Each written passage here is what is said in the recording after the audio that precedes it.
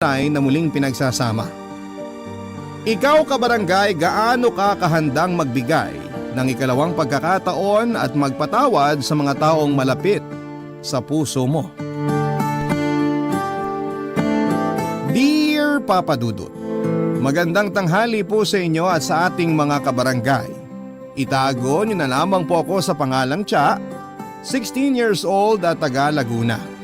Avid listener na po ako ng Barangay Love Stories at umaasa po ako na sana ay mapansin ninyo ang kwento ng buhay ko na ipinadala ko sa inyong programa.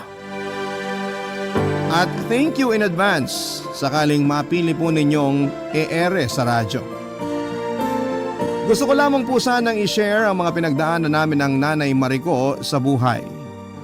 Alam ko po na lahat naman tayo ay may mga malulungkot at masasakit na nakaraan. Lagi pong sinasabi sa akin ng nanay ko na balang araw lahat ng yon ay magiging alaala na lamang at darating din po ang sandali na mapapalitan nyo ng kaligayahan. Hindi ko pa po naiintindihan noon kung ano ang ibig niyang sabihin.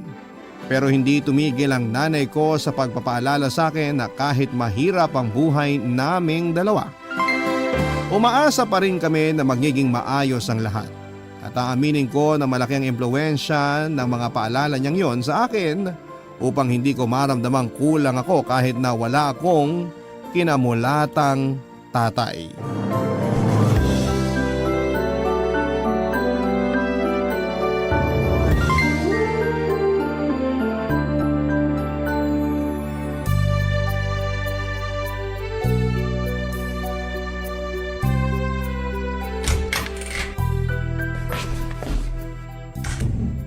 Nay, nandito na po ako. O anak, mabuti dumating ka na. Mano po, Nay? Kumusta na po ang pakiramdam nyo? May lagnat pa po ba kayo? Wala na. Effective yung gamot na pinainom mo sa akin kanina. Ay, mabuti naman po kung ganon. Nag-aalala po kasi ako sa inyo pero ayaw nyo namang magpaalaga sa akin. Ayun, buong araw ko kayong inisip habang nasa school ako. Ikaw talaga. Siyempre, mas importante pa rin ang pag-aaral mo, nak. Di ba kamo may exam kayo? Nung isang gabi ka pa nga nagre-review eh. Kaya alam ko na mahalaga sa'yo yon. Pero mas mahalaga pa rin po kayo sa akin, Nay. Paano na lang kung may nangyaring hindi maganda sa inyo rito habang nasa school ako, di ba? Hindi ko po makakaya kung pati kayo mawawala sa akin. Hindi ko po alam ang gagawin ko, Nay. Maayos na naman si nanay. Tsaka hindi pa ako kukunin ng Panginoon dahil marami pa akong dapat gawin. Isa na doon ang igapang ang pag-aaral mo hanggang makatapos ka sa kolehiyo. Kaya nga kahit maganda kuba na ako sa pagtatrabaho, titiisin ko. Alang-alang sa'yo, anak. Ay, nandun na po tayo. Pero wag niyo naman pong pagurin ng sarili niyo. Balita ko, hindi kayo kumakain sa tamang oras tapos nagpapatuyo rin kayo ng pawis sa likod. Talagang magkakasakit po kayo niyan, Nay. Wala po ako lagi sa tabi niyo para paalalahanan kayo ng mga bagay na sinasabi niyo rin sa akin. Oo, tingnan mo tong batang to. Biglang ako naman ang pinagalitan. Hindi po ako nagagalit. Nagpapaalala lang po ako. Hindi ba sabi nyo, kahit alam na natin ang isang bagay, importante pa rin na may nagpapaalala sa atin? Kaya nga kahit nanay ko kayo at anak nyo ko, hindi po ako magsasawa o mapapagod na magsabi sa inyo, nanay. Mahal na mahal ko po kayo. Tsaka ayoko may mangyaring masama sa nag-iisa kong magulang. Nakakataba naman ang puso na marinig yung mga salitang yan mula sa'yo, nak. Napakaswerte ko kasi dumating ka sa buhay ko. Kung wala ka, sigurado nabaliw na ang nanay. Nay naman eh. Siyempre, mahirap na nga ang buhay tapos mag-isa pa ako. Ako rin naman po, masisiraan po ako ng ulo kapag nawala kayo. Kaya please lang po, sa susunod makikinig na kayo sa akin para hindi na rin kayo nagkakasakit. Baka po nakakalimutan nyo, nagkakaedad na po kayo. Naku, hindi ko naman nakakalimutan na tumatanda na ang nanay mo. Hindi pa naman ako ulyanin. Saka huwag ka nang masyadong mag-alala. Tatandaan ko na ang mga sinabi mo, promise yan. Sige, Nay. Noted po yan, ha? Ay, o nga pala, Nay. May dala po akong pagkain. Birthday kasi ng kaklase ko, tapos pinapunta ako sa bahay nila. Pinagbalot din po ako ng handa. Matutuwa kayo kasi may spaghetti dito. Sandali lang po maghahain lang po ako. Naku, mukhang mapaparami ang kain ko nito. Tama po yun, Nay. Bumawi po kayo ng kain para lumakas po kayo kaagad. Papa Dudut, matagal nang hiwalay ang mga magulang ko. Wala pa ako noon sa mundo nang iwan ni nanay si tatay dahil nananakit ito. At bago pa siya nito mapatay ay naisipan na niyang umalis sa poder nito, kaso ay naiwan naman kay tatay ang nooy 3 taong gulang kong kapatid na si Ate Eileen. Hindi po alam ng nanay ko na ipinagbubuntis niya ako noon. At huli na bago niya yon nalaman.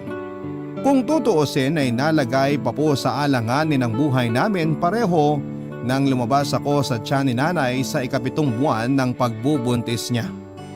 Tandang-tanda ko pa noon na na-ER ako at kinailangan niya ng malaking halaga para mabuhay lamang ako. Sa kabila ng lahat ay thankful pa rin si nanay dahil hindi kami noon pinabayaan ng may kapal.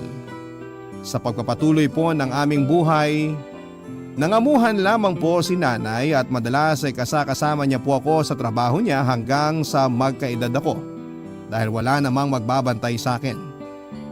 Kung hindi naman po siya magtatrabaho, pareho kaming mamamatay sa gutom. Kaya nga kahit doble yung hirap ay nagtiis po si nanay para maitaguyod lamang ako, Papa Dudut. Bilang anak ay walang araw at gabi na hindi ako naging proud sa siyang may-ari rin ng maliit na kwarto na inuupahan namin.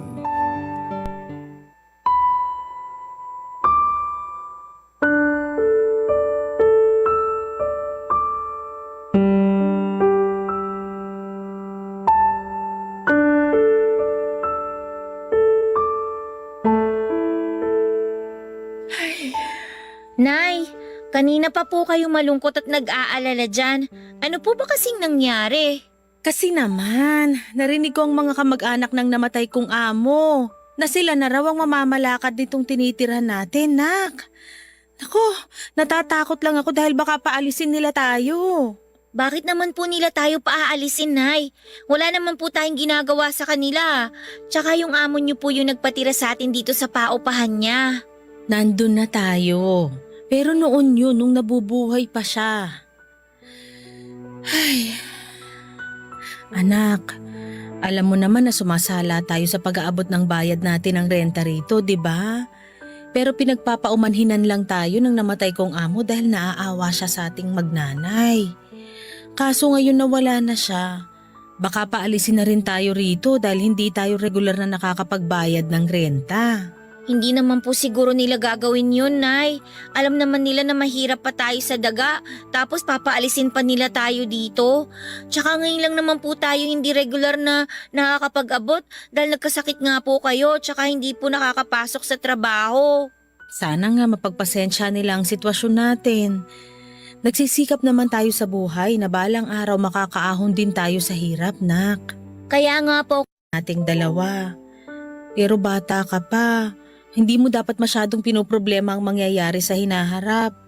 Ang pag-aaral mo ang dapat na inaatupag mo. Pasensya ka na kung nakapagsasabi ako ng mga hinaing ko at pangamba. Pero hindi ibig sabihin nun ipoproblemahin mo na rin ang mga bagay-bagay na dapat ako ang nag-aalala. kung sosolohin niyo po ang problema at pag-aalala, mahihirapan po kayo, Nay. Kahit bata pa po ako, may muwang na po ako sa mundo. Alam ko po kapag malungkot kayo o may masakit sa inyo, pwede niyo pong sabihin sa akin ang mga kinakatakot niyo. Wala man po ako magagawa sa ngayon, at least gumaan po yung pakiramdam niyo. Alam mo, nak, tama ka. Medyo nawala nga ang pag-aalala sa dibdib ko kasi nakwento ko na sa'yo. Kita nyo? Sabi sa inyo, kausapin nyo lang po ako eh. Kaya, Nay, wag na po kayo masyadong mag-alala ha, dahil hindi po mangyayari ang kinatatakutan nyo. Hindi po tayo mapapaalis sa tinitira natin kasi makakapagbayad naman po tayo sa mga utang natin. Tama yun. Bukas na bukas makikipag-usap ako sa kanila. Tapos mas dodoblehin ko pa ang sipag ko sa pagtatrabaho para madagdagan ang kita ko. Pero wag po kayo masyadong magpapagod, Nay ha. Aba, oo naman. Alam kong magagalit ka sa akin kapag nagkasakit uli ako. Hindi po, Nay. Magagalit lang po ako kapag pinabayaan yung sarili nyo. Papa Dudut, maswerte si nanay dahil nakakatagpo siya ng mga taong may mabubuting puso na siyang kinakasangkapan ng Diyos para mapadali ang aming buhay.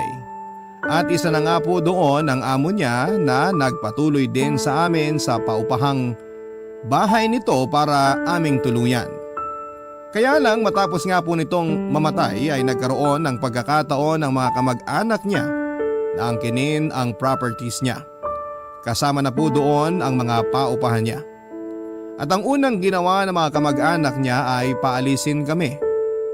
Ang totoo ay hirap po kaming makabayad ng renta ni nanay kaya pinag-initan nila kami at sinabi sa amin na hindi sila ampunan.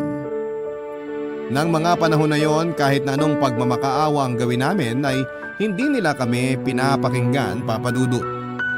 Naiyak na nga lang kami ni nanay habang isa-isang dinadampot ng mga damit at gamit namin sa lupa na pinagtatapon nila.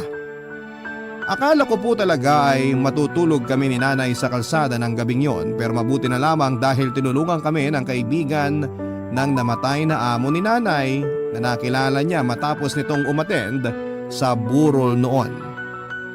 Sa awa ng Diyos, meron po kaming bubong na nasilungan at maayos na higaang tinulugan.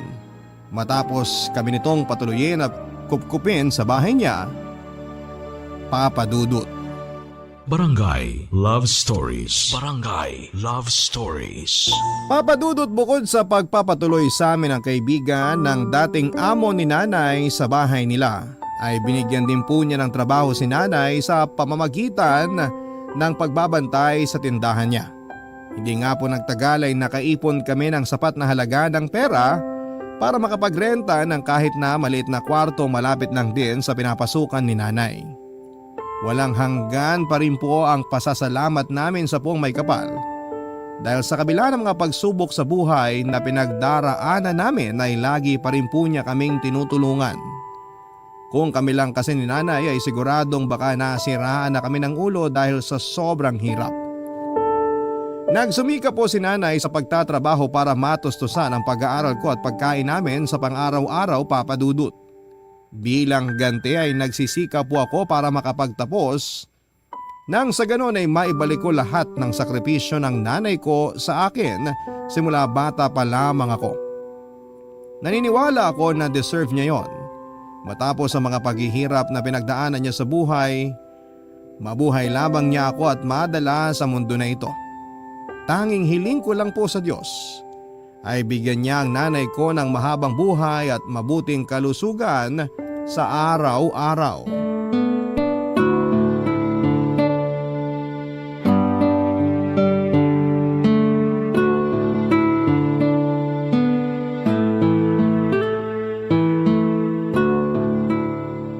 Nak, napakaswerte pa rin natin kasi meron pa ring mga tao na kinakasangkapan ng Panginoon para tulungan tayo, no? Opo, Nay. Naniniwala po ako na merong Diyos na tutulong sa atin, lalo kapag kailangan natin siya. Pero hindi ko pa rin po mapigilang mapaisip Tungkol saan naman, Nak? kung bakit po merong mga masasamang tao. Katulad na lang ng mga kamag-anak ng namatay niyong amo na nagpaalis sa atin dun sa tinitira natin. Hindi po ba sila naaawa sa atin? Wala na po ba talaga silang konsensya? Bakit kailangan nila tayong tratuhin na parang maruruming hayop? Ay, Cha, hindi ko rin alam ang sagot sa tanong mo pero wala na tayong magagawa kung ayaw nila na manatili pa tayo doon. Kung tutuusin, mas mabuti ang kalagayan natin ngayon eh. Nandun na po tayo. Pero paano kung hindi tayo tinulungan ng kaibigan ng dati niyong amo? E di sa kalsada po tayo natulog. Hanggang ngayon po, hindi ko pa rin po ma-imagine na magpalipas tayo ng gabi sa kalye. Paano na lang kung may nangyaring masama sa atin doon, Nay? Eh paano na lang kung umulan ng malakas? Wala po tayong masisilungan at magkakasakit po tayo. Hindi naman yun nangyari kasi kinaaawaan pa rin tayo ng Diyos. Pero naisip ko, sana matagal na pong naawa sa atin ng Diyos, Nay. Ano naman ang ibig mong sabihin, Nak? Ang ibig ko pong sabihin, sana matagal na po niya tayong tinulungan na magkaroon ng sarili nating bahay para hindi na po tayo palipat-lipat. Kasi kahit sanay na tayo sa ganun, nakakapagod pa rin po eh. Anak, nasa ating mga gawa ang katuparan ng mga pangarap natin sa buhay. Katulad ng sinasabi mong pagkakaroon natin ng sariling bahay. Ang Diyos, patnubay natin siya at pag-asa para magpatuloy at magsumikap sa buhay. Saka imbis na questionin mo siya, dapat nga magpasalamat ka sa kanya kasi hindi natin naranasan yung sinasabi mo na matulog sa kalsada o mapahamak doon, maulanan at magkasakit. Mapalad pa rin tayo dahil nagpadala siya ng mga tao para tulungan tayo. Sorry po, Nay, kung masyado po ako nag-isip ng hindi magaganda. Ayos lang yun, nak. Lahat naman tayo dumarating sa punto na madadaig ng mga problema. Pero lagi pa rin nating isipin na lilipas ang lahat. Meron at meron pa ring mga mabubuting tao na tutulong sa atin. Balang araw, gusto ko po ako naman yung tumulong sa kapwa ko kasi alam ko yung pakiramdam na nangangailangan. Mangyayari yon kapag nagsumikap ka at hindi mo kukwestiyonin ang plano ng Diyos sa'yo, anak. Oo, mahirap sa umpisa pero wala tayong hindi malalagpasan kapag kasama natin siya. Salamat po sa palaging pagpapaalala. Malaking bagay po yung mga payo nyo, lalo kapag nakakalimot ako. Ikaw din naman, lagi mo akong pinapaalalahanan. Saka, sino-sino pa ba ang magtutulungan? Tayong dalawa rin naman, diba? Opo, Nay. O siya, tama na nga tong usapan na to. Mabuti pa tulungan mo na ako maghain doon para makakain na tayo. Nagluto ako ng paborito mong adobong sitaw, nak. Talaga po, Nay? Naku, ipapakita ko po sa inyo kung paano ko itataob yung kaldero.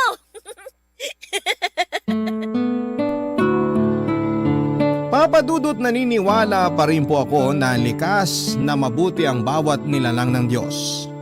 Kasi kahit mas marami yung mga masasama at malulungkot na balita sa telebisyon at social media, ay meron pa rin pong iilan na mababait at pilit na nagpapakabuti. Pero minsan kahit na anong pangaral sa akin ni nanay na lahat ng tao ay ganon o kahit papaano ay merong kabutihan sa puso, ay hindi ko po yun may apply sa sarili kong ama. Bata pa lamang ay lagi ko nang iniisip na masama siya. Kasi kung totoong mabait siya ay hindi niya hahayaang masira ang aming pamilya. Kung totoong mahal niya si nanay ay hindi niya ito paulit-ulit na sasaktan. Madalas ay naiinggit po ako sa mga kaibigan ko na biniyayaan ng mabuti at mapagmahal na tatay. Naitatanong ko sa Diyos, ano kayang pakiramdam na may tinatawag na tatay o papa sa pamilya? Lagi-lagi ko pong iniisip ang mga bagay na yon, pero ayaw ko namang bumalik pa si tatay sa buhay namin dahil pakiramdam ko ay mas magiging doble ang pasakit na pagdadaanan namin ni nanay. Kaya lang ay mapagbiro ang kapalaran dahil isang araw ay bigla ko na lamang naabutan sa inuupahan namin ni nanay ang tatay ko o Papa Dudut.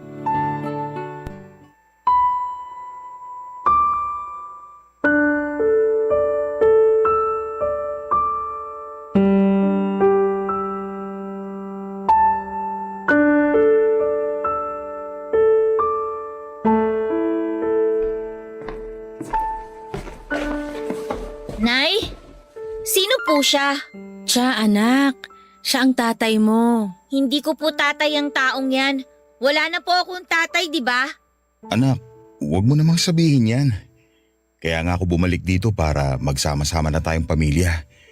Nagkausap na kami ng nanay mo at nagkapatawaran. At ano po bang palagay niyo sa akin? Na ganong-ganong kadali kayong patawarin?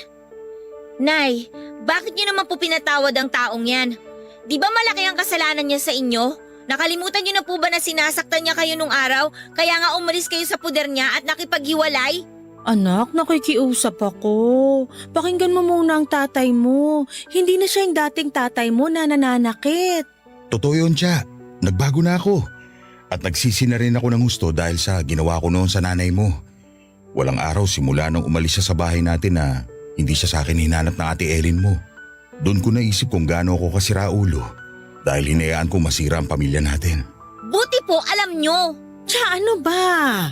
Tatay mo pa rin ang nasa harapan mo. Huwag mo siyang bastusin dahil hindi kita tinuruan ng ganyan. Hindi ko po siya binabastos, Nay. Sinasabi ko lang po yung totoo. Hindi ko po talaga kasi maintindihan kung bakit bigla-bigla na lang siyang umeepal sa buhay natin. Masaya naman po tayo na wala siya, di ba? Kaya naman po natin. Nabuhay niyo nga ako ng kayo lang tapos bigla-bigla magbabalik siya para ano? Buuin yung pamilya natin? Hoy Mama, para po sa kaalaman nyo, matagal na pong buo ang pamilya namin ni Nanay. Kaya hindi nyo na po kailangan bumalik sa amin kasi kaya na po naming dalawa. Pinabayaan nyo nga po kami noon eh. Tapos bigla-bigla, maghahabol kayo ngayon? Sinabi kong huwag kang bastos! Marie, tama na yan. Anak, sorry. Tsa, anak, ayos ka lang ba? Huwag kayong lalapit sa akin, galit ako sa inyo! Galit din ako sa inyo, Anay! Sorry, nak, hindi ko sinasadya. Kung gusto niyo magsama po kayo, basta ako hindi ko pa matatanggap ang taong yan! Tsa, sandali! Kakausapin ko na lang siya kapag kalmado na siya. Paano kung hindi niya ako matanggap? Paano kung hindi na mabuo ang pamilya natin? Huwag mo na lang munang masyadong isipin ang tungkol sa bagay na yun. Sa ngayon, bumawi ka sa anak mo. Iparamdam mo sa kanya na nagsisisi ka na sa ginawa mo at desidido ka na mabuo ang pamilya natin uli. Papa Dudut, sabihin niyo na po na masama akong anak dahil sa naging asal ko at pananalita sa tatay ko. Pero masisisi niyo ba ako? Buong buhay ko ay wala akong itinuring na ama tapos ay bigla-bigla na lamang na walang pasabi na magbabalik siya sa buhay namin ang nanay ko. Kung nasikmura siya ng nanay ko na patuloyin sa pamamahay namin, kausapin at ituring na parang bisita, pues ako po ay hindi. Ni ayaw ko nga siyang tignan sa mga mata at ayaw kong pakinggan ang mga sinasabi at pakiusap niya.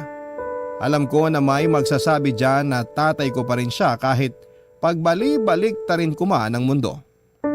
Oo, nando na tayo sa hindi mawawala na magkadugo kami at siya ang dahilan, Papa Dudut, kung bakit ako nabubuhay ngayon. Pero ng mga panahon na yon ay nagbingi-bingihan po ako, Papa Dudut. Meron pa rin naman akong karapatang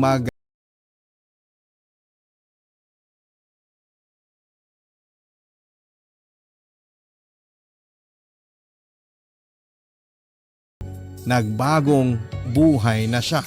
Barangay Love Stories. Barangay Love Stories. Nanay ko, Papa Dudut. Siya na nga itong ginawa ng masama ng tatay ko ay siya pa rin ang unang tumanggap at nagpatawad dito. Nang mga panahon na yon ay aaminin ko na kahit siya ay kinaiinisan ko. Hindi ko po kasi maintindihan kung bakit napaka-rupok niya.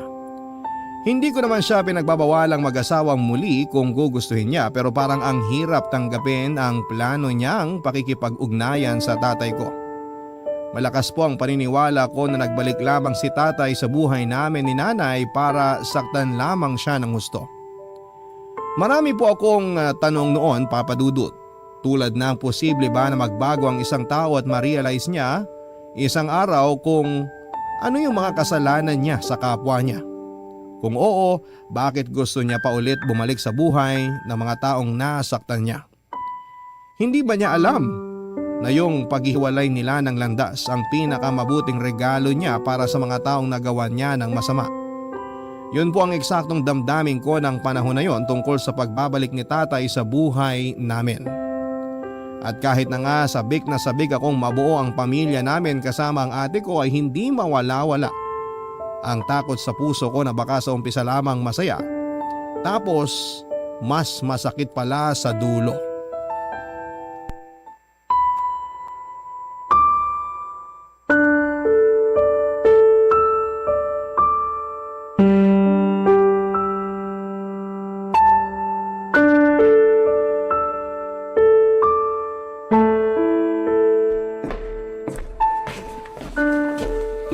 Anak, hindi ka pa ba nagugutom?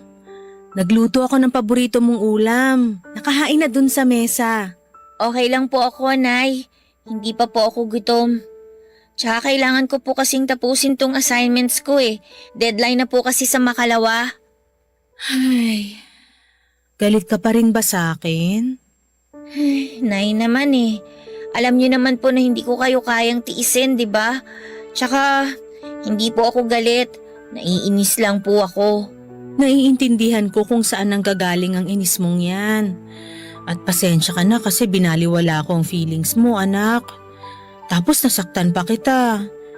Hiyang-hiya ako sa sarili ko matapos kong gawin sa'yo yun. Kasalanan ko rin naman po kasi naging bastos ako. Tama po kayo nang sabihin yung hindi niyo ako pinalaki ng ganon. Kaya palagay ko dapat lang talaga na sampalin niyo po ako. Ikaw talaga? Hindi nga kita pinadadapuan sa lamok ng baby ka pa kasi sobrang selan mo kaya. Kaya pasensya ka na talaga, anak, ha? Wala na po yun. Apology accepted. Pero Nay, ano po bang plano niyo? Sigurado na po ba kayo na may kipagbalikan kayo kay tatay?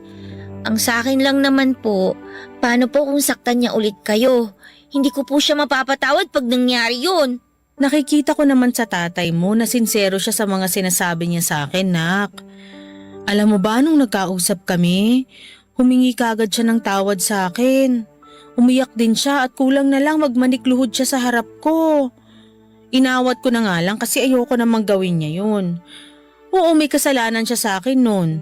Hindi pa rin naman mawawala yung takot sa dibdib ko na baka isang araw maulit-uli yung naranasan ko sa mga kamay niya kapag pinabalik ko siya sa buhay ko at sa pamilya natin. Kung mangyayari yun, hindi ko mapapatawad ang sarili ko lalo kung idadamay ka pa niya. Kaya nga nagdadasal ako sa Diyos. Humingi ako ng patnubay sa kanya kung tama ang desisyon ko na bigyan pa ng tsansa ang tatay mo para makasama natin. Sa huli, magaan ang dibdib ko, anak. Kaya alam ko rin na tama ang desisyon kong yun. Bukod doon, miss na miss ko ng ate mo, nak. Hindi ko siya nakita at nakasama ng mahabang panahon. Pero alam ko naman na hindi ko pwedeng ipilit sa'yo na tanggapin uli ang tatay mo. Mahalaga sa akin ang kapakanan mo. Nay, mahalaga rin po sa akin ang kapakanan nyo. At kung mas magiging masaya kayo sa second chance na binigay nyo kay tatay at sa pamilya natin, susubukan ko po na tanggapin siya. Nandun pa rin po yung alinlangan. Pero alam ko na sa likod po natin ng Diyos. Hindi niya po tayo pababayaan. Kasi hindi naman niya tayo pinabayaan, di ba? Salamat, nak, dahil malawak ang pangunawa mo. Sobrang proud na proud ako sa iyo sa mga bagay na handa mong isang tabi alang-alang sa ating pamilya. Mahal na mahal kita. Mahal na mahal din po kita, Nay. At wala akong hindi kayang gawin para po sa pamilya natin. Papadudot matapos po ang pag-uusap namin yon ni nanay ay aaminin ko na nahiya ako sa sarili ko at sa asal ko. Hindi naman po kasi talaga tama na hayaan kong mamayani ang galit sa puso ko lalong-lalo na sa sarili kong ama. Hindi naman po talaga sagad sa buto ang galit ko sa kanya. Siguro ay mas nangingibabaw lang sa akin yung takot dahil ayoko nang masaktan muli kami ng nanay ko dahil sa pag-asa na mabubuo ulit ang aming pamilya. Pero mabuti pa rin po ang Diyos dahil pinatunayan niya sa amin ni nanay na merong mga pagkakataon sa buhay na ibinibigay kapag nararapat na ang panahon. At yun po ang pagkakabalikan nila ni tatay.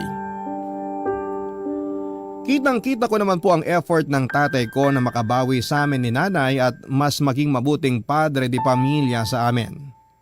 Kaya kahit nasa pag-a-adjust pa rin ako ay hindi ko naman po tuluyang sinarado ang puso ko na balang araw ay mapapatawad ko na po si tatay at mabubuong muli ang pamilya namin nila nanay.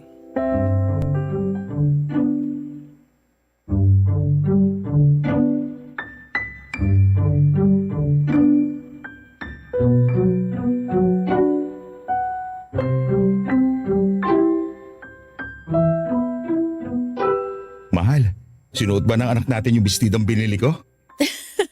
Oo. Alam mo, tuwang-tuwa nga si Cha nung binigay ko. Sabi ko galing sa'yo.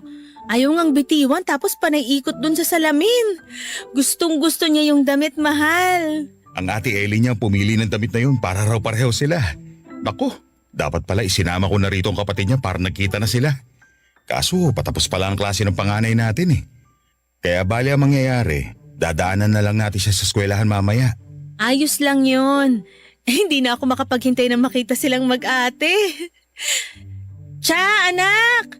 Kanina ka pa dyan sa banyo ah. Hindi ka pa ba tapos magbihis? Sandali lang po, Nay.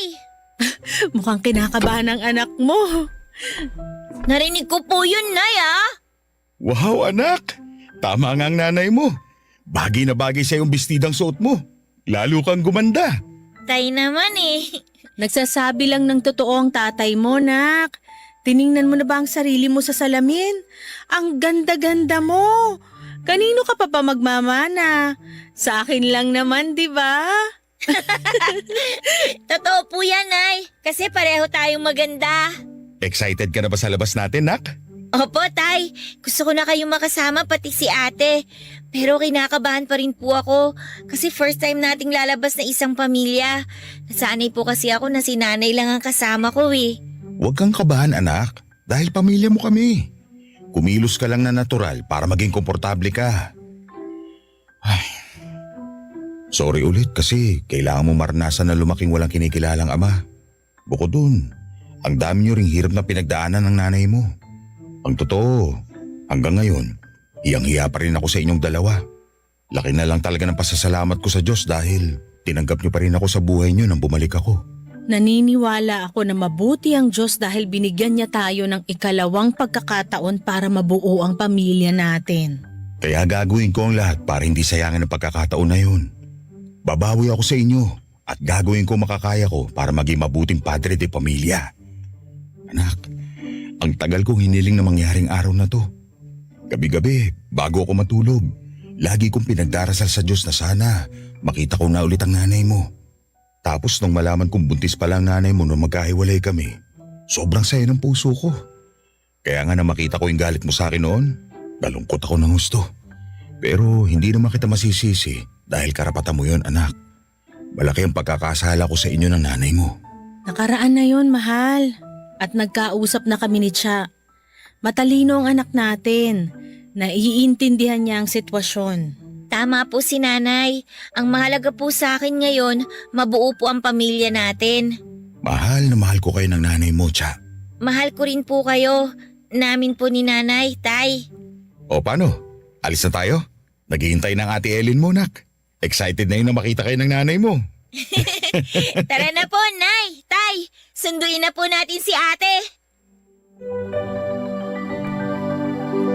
Papa Dudut, alam kong sinabi ko na hindi ko mapapatawad ang tatay ko. Pero iba pa rin po sa pakiramdam na walang sama ng loob at hinanakit sa sarili mong magulang.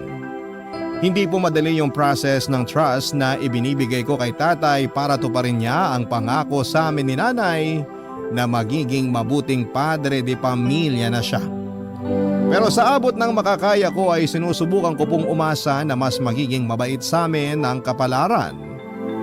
At sa wakas ay tuluyan na kaming mabuo. Sa kasalukuyan, Papa Dudut, ay masaya po ang aming pamilya ni nanay kasama sina tatay at ate Ellen. Kaya nga na-inspired po ako na mag-share sa Barangay Love Stories ng storya namin para kaaliwan at kapulutan ng aral ng ating mga kabarangay. Masaya po ang puso ko na magpatawad at masasabi kong magaan ang loob ko. Pero palagi pa rin po akong nagdarasal sa Diyos na sana'y bigyan niya ng guidance ang pamilya namin sa araw-araw.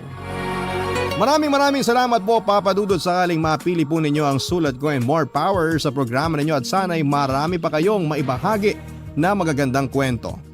Ang inyo pong kapuso at ka-barangay forever, Cha. Barangay Love Stories.